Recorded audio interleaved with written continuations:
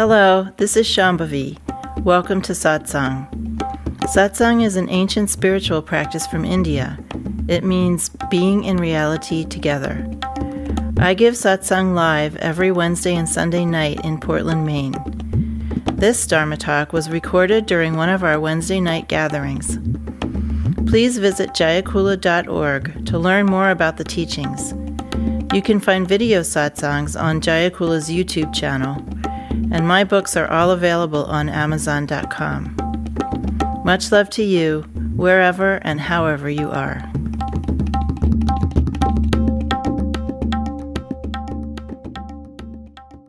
This week I was reminded of how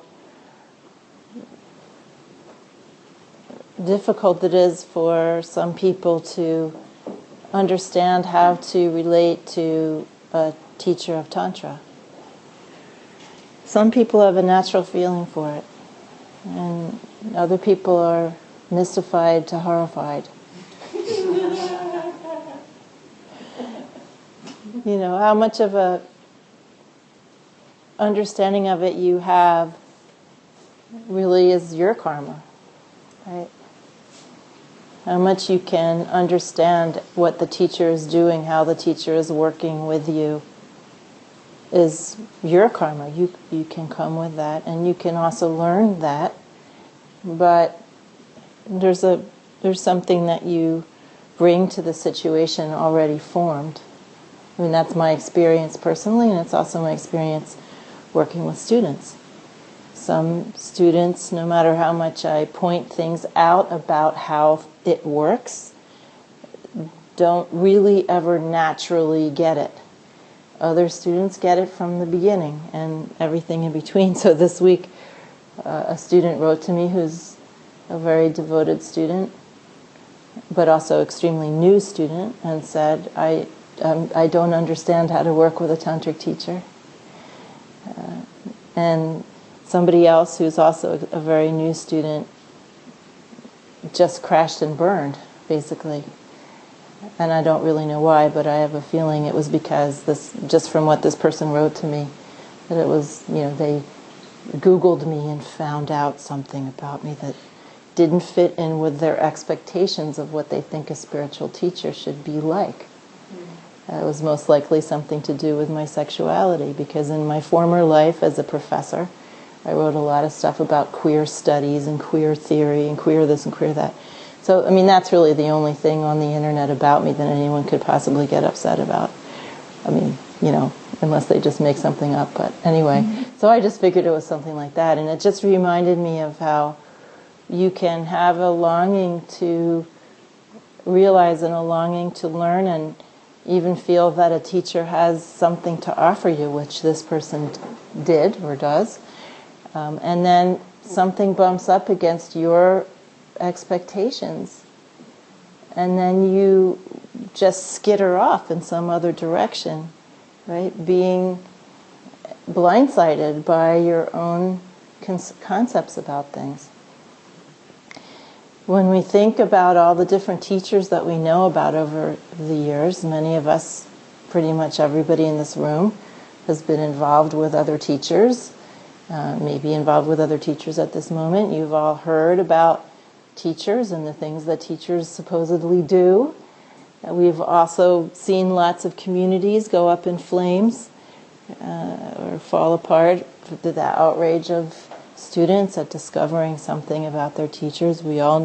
Most of us know about Chogyam Trungpa Rinpoche, one of the greatest teachers of the 20th century, who drank himself to death and slept with innumerable women, and not just discreetly, outrageously and publicly. And then, so how do you orient yourself to this? All of this. Well, the number one way that you orient yourself, the bottom line is that you are here, or you are with another teacher, or you're reading something by a teacher, and you are there for you. You are there for your realization. You are there to wake up. And if the teacher is doing anything to help you wake up, you just take that. It doesn't matter about the rest.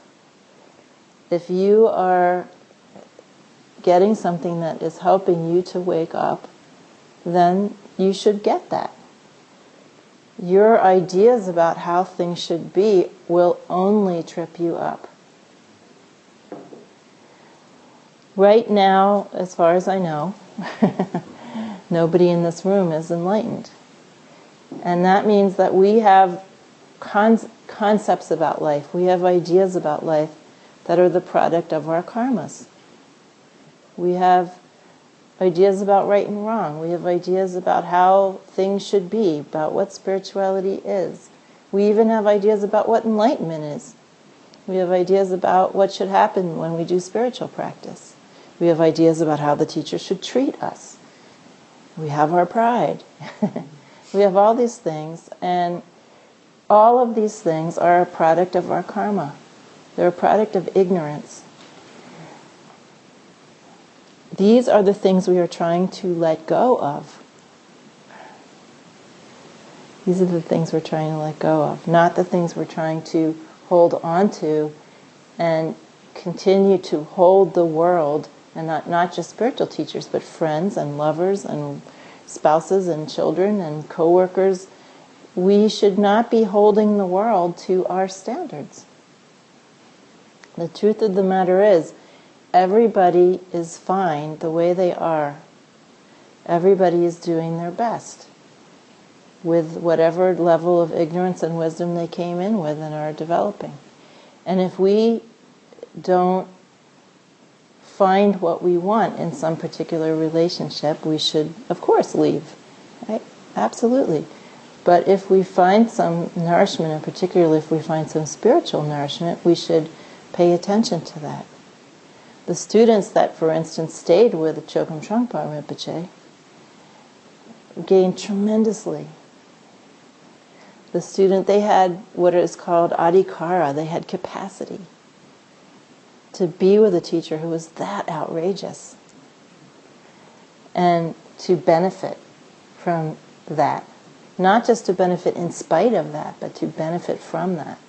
And one of the most fascinating things and moving things and tender and touching things to me about Chogyam Trungpa Rinpoche, he wasn't my teacher, but I just have a very fond feeling for him. One of the most wonderful things, I think, is that everybody's still talking about him. Still wondering about his drinking and his womanizing. Still having, even now, having to confront their own limitations by just pondering, was he a great teacher? Or was he a terrible teacher? You know? Did he have something to offer, or was it ruined by the fact that he drank and womanized? One of the interesting moments for me with him was listening to someone who was briefly his student, this Jetsunma Tenzin Palmo. She was a young woman in the UK when Chogyam Trungpa had first come to the UK and was living somewhere up north out in the country in this monastery with another couple of Tibetans, and Trungpa was still in robes. He hadn't yet disrobed. And she went up there because she wanted meditation instruction. She reports, he was sitting next to her and she felt a hand going up her skirt. And he was still in robes. And she reported, I would have happily slept with him if he hadn't lied to me and said that he had never done this before. She said, I didn't want to be the one to make him break his samaya, break his vows. But if he had told me he just did this all the time, I would have been fine with it.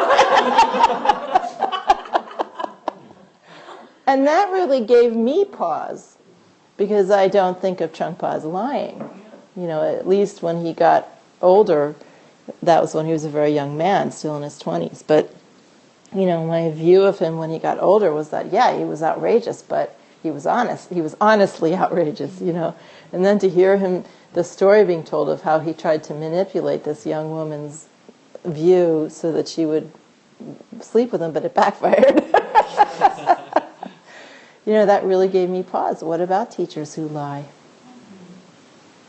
Does that mean that we shouldn't study with them? Does that mean we can't learn from them? No, it doesn't.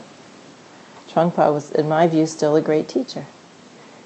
And then what happens when you encounter that a teacher is lying? You have to contemplate your own concepts about what is spiritual and what is not spiritual, and what is okay and what is not okay. It forces you to contemplate something like that. It forces you to contemplate your own assumptions and your own projections and your own expectations. Why can't we just be free to learn from those who have something to teach us? Why do we have to cart with us all this whole knapsack of requirements? Right? Because we want some kind of safety. We want to be reassured. And I would even go so far as to say we want to be saved. We have not taken responsibility for our own spiritual life 100%. We want someone else to be responsible for it. If you're my teacher and you're good in my terms, then I'm absolved from responsibility of having to really confront myself, right? You're carrying part of my load for me by conforming to my ideas of what is right and wrong and good and bad and ethical and non-ethical and holy and not holy, spiritual and not spiritual. So this is really the discomfort that people have working with a tantric teacher. What if, someone finds this person that kind of crashed this week, I don't really know him very well because he's really only been around once, but he professed that he wanted to be my student and really go deep into Tantra, and he was very enthusiastic, which is always a red flag. But anyway, I don't really know what happened. I only could guess from a few little hints he gave in the letter that he wrote me. But what if something like that crops up for you? I had a teacher who did lots of things that people could have found reprehensible, and yet I still learned. And then I left when I was done learning. Yeah. And I didn't feel like I had been cheated in any way. We don't have to feel cheated by anything, really, if we take responsibility for ourselves, for our own enlightenment. The teacher is not going to walk your path for you. Today I read something, it's interesting, there's a fellow who's a boyfriend of somebody that is in the yoga biz, somebody I've known for a long time. And he likes to make a lot of pronouncements on Facebook. He kind of, I don't know if you know this, the kind of person who sort of takes a challenging stance towards everybody. He likes to do that. So he's always railing about the contemporary yoga business and how bankrupt it is. And, it's not like I disagree with him, but, makes a big, that's his sort of banner that he holds up. Yesterday he wrote that a real teacher, because he knows what a real teacher is, a real teacher will remove the darkness from your life, will show you the light, will basically enlighten you. That was the gist of his post. If a real teacher will do it for you. This is complete bullshit.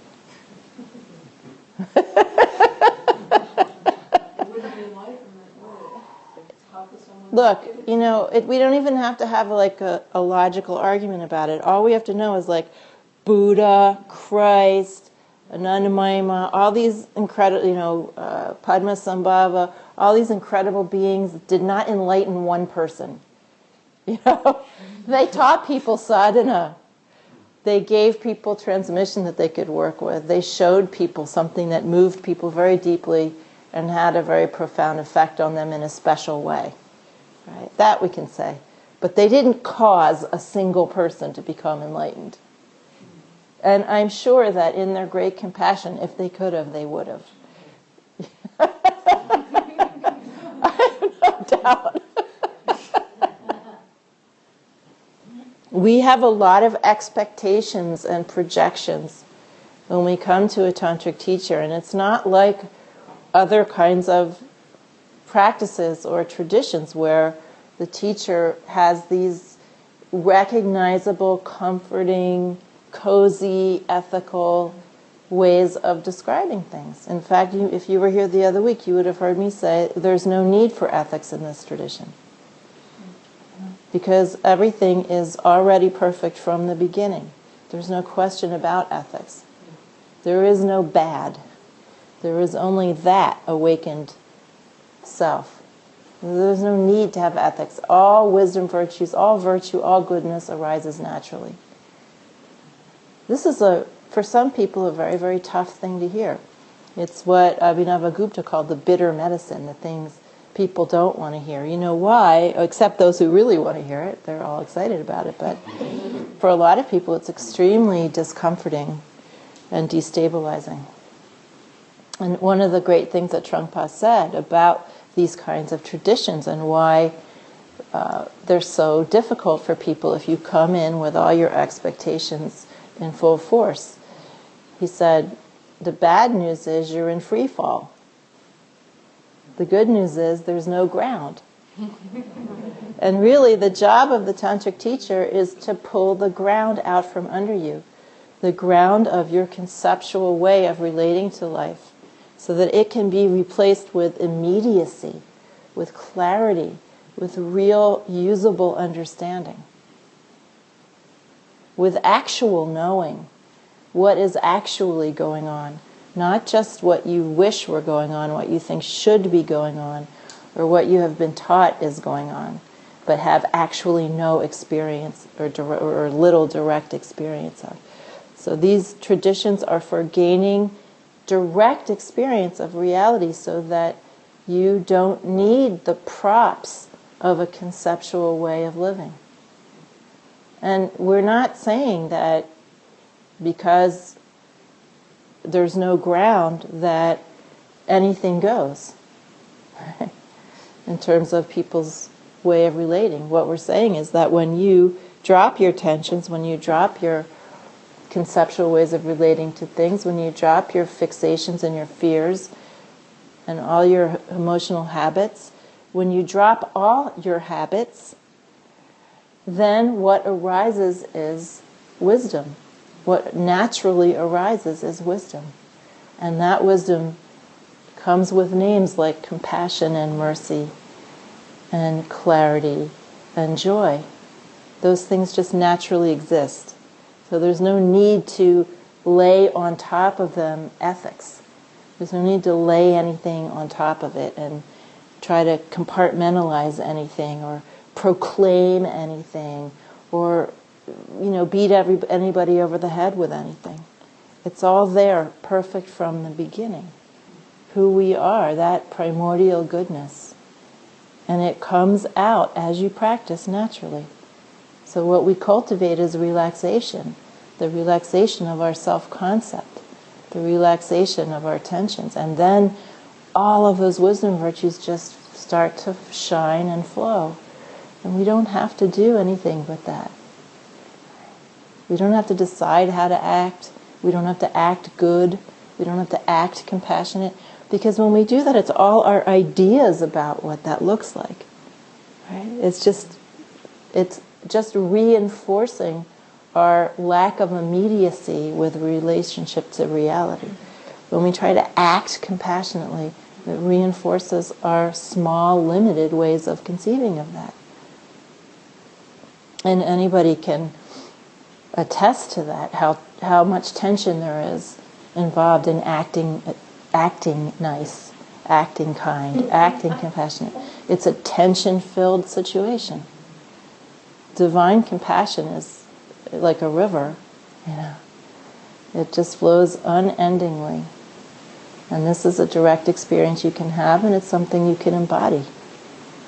So the job of a tantric teacher is to, one, give you a taste of that, and two, hold up a mirror in which you see all the ways that you are tense, right? That you're blocking that free flow of reality.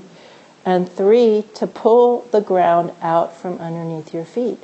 And one of the time-honored ways of doing that is for the teacher to behave in ways that shock you, that challenge your fixed ideas.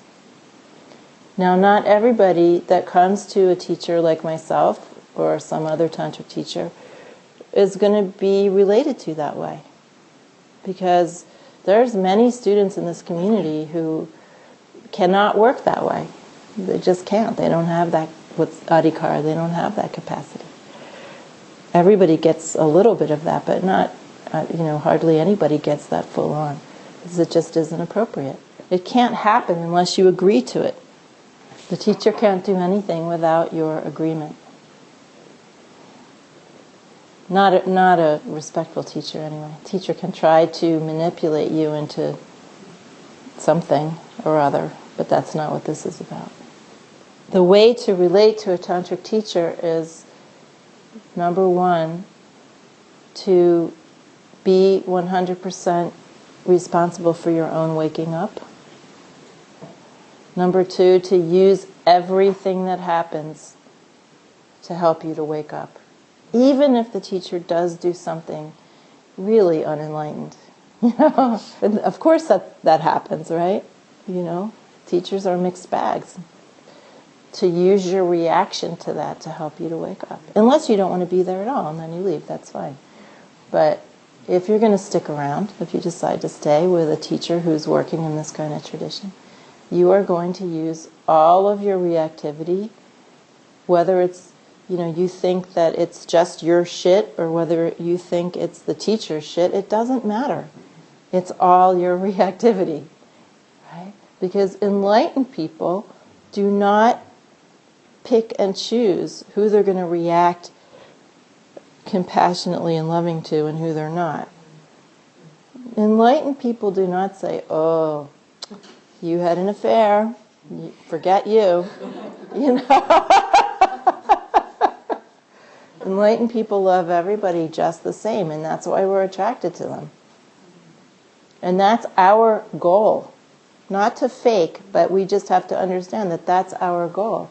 And learning to work with a teacher who is a mixed bag, because there are, hardly any fully enlightened people ever on earth. So every teacher that any of us are likely to run into is not going to be fully enlightened. That's just the plain fact of our lives.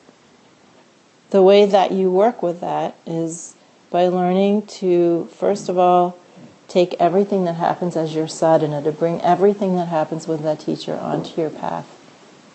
And secondly, to eventually see everything that the teacher is doing as God.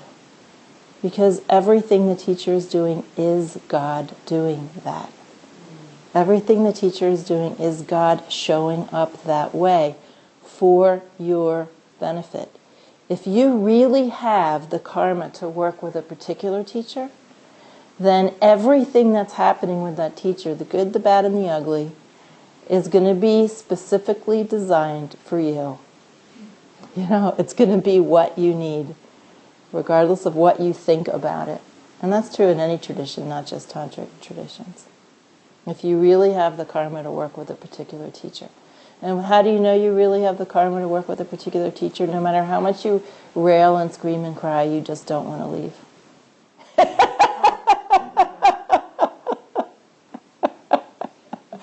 You can think what you think, you can do what you do, you can resist and you can scream and rant. But the fact remains that you're just there.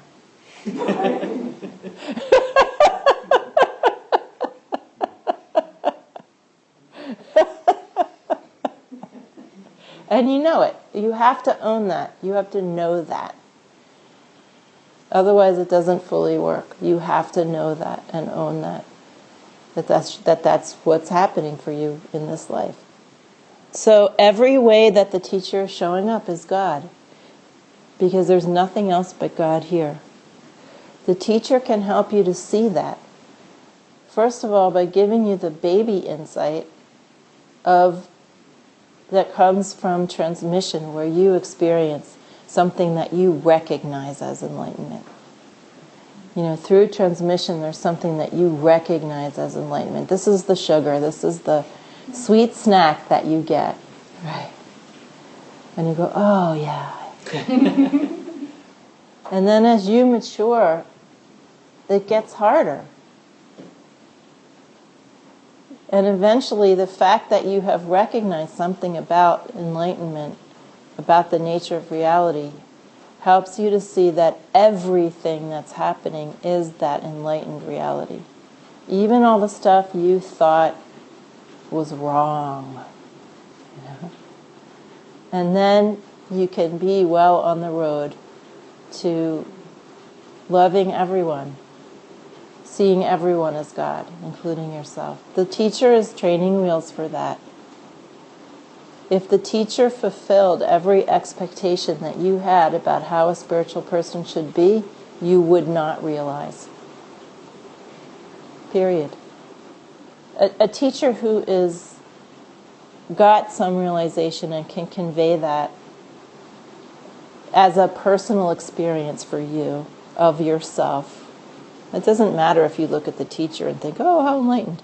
You have to experience that within yourself. That this is something that's also true about you, right? Not just about that other person over there. And when you begin to really get that, then you're on the road to seeing that everything is the same thing. It's all that. And that everyone is that. Not just the teacher, not just you, but everyone. And this is when that truly, that one taste of reality begins to arise for you. So this is the reason why the teacher tries to divest you of all of your ideas about everything. Why the teacher tries to pull all the supports away from you.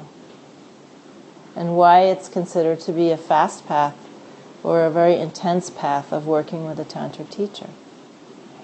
There's students that I've had for a long time who know that that's what's happening with other people, but who don't really want me to work that way with them. And that's fine too. There's all different kinds of teachers. Some teachers only work with a few people and they're very, very intense, and they only work with those few people that can go all the way with them.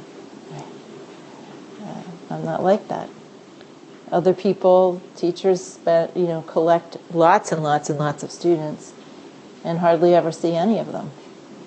I'm not like that either.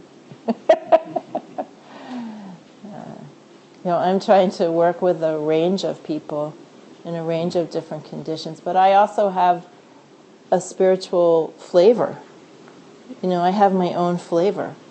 And my flavor is, very tender, but also rough and ready. I can really be very fierce. And sometimes it just comes out spontaneously. That's the way I showed up. So even with those people who don't really want to go very far into the whole relationship with a tantric teacher, who want to just do their practice and be left pretty much alone, they sometimes get a little heat too, just because that's the way I am. Anyway, I'm just trying to say that you don't have to feel like there's no challenge or no imperative of having to work any particular way with me. Anybody who does the practice and wants to stay for however long, for whatever reason, that's fine with me. There's no problem with coming and going. There's no problem at all. Sometimes in our tightened culture, if I say something like, there's this really deep way of working, and most people aren't doing that, everyone's like, ooh, I should try to aim for that, or I wish I were doing it. It's not like that. Everybody should do what feels natural to them. For myself, I'm just being here, being myself. One of the most wonderful things that Rudy ever taught, I don't know if some of you know Swami Rudranandra, he said, if you go to a teacher, learn what that teacher has to teach. Sometimes people go to a teacher and part of their expectation is that they want the teacher to be teaching something else, or they want the teacher to be teaching in a different way. And this is really just silly. If you want to learn something else or learn it in a different way, find a teacher that does that. I'm just being myself, doing what I do. And anybody that wants to do that with me, is welcome. So the best advice I can give you is to drop all of your expectations and see what is here for you. If you stay. if you stay, the best thing you can do for yourself is to stop comparing and contrasting, stop measuring. Swami Satyananda said, to make any progress in spiritual life, we must stop measuring the way. We must enter into the immeasurable. I added that on, he didn't say that. I always do that.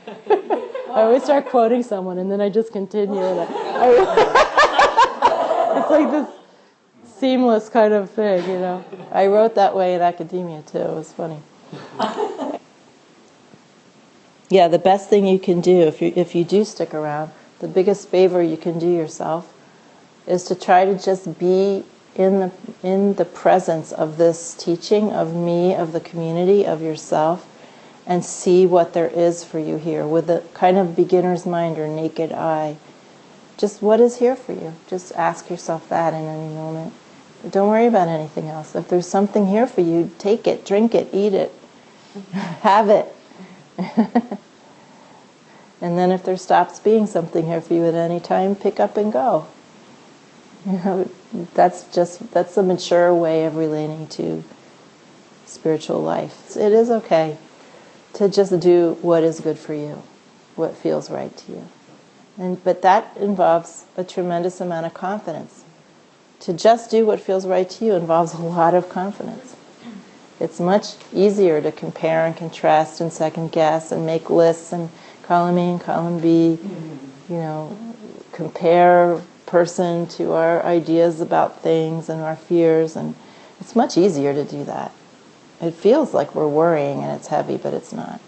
It's much, much, much, much more alive and scary and harder to just do what we feel is right in the moment without any measure from anybody else, or without comparing it to any history that we've had, or leave the history behind. It's gone. You're in a fresh and new situation. That's really courageous to do that. And validating, and it creates confidence, and it will make your practice zoom along if you live that way. I'm done.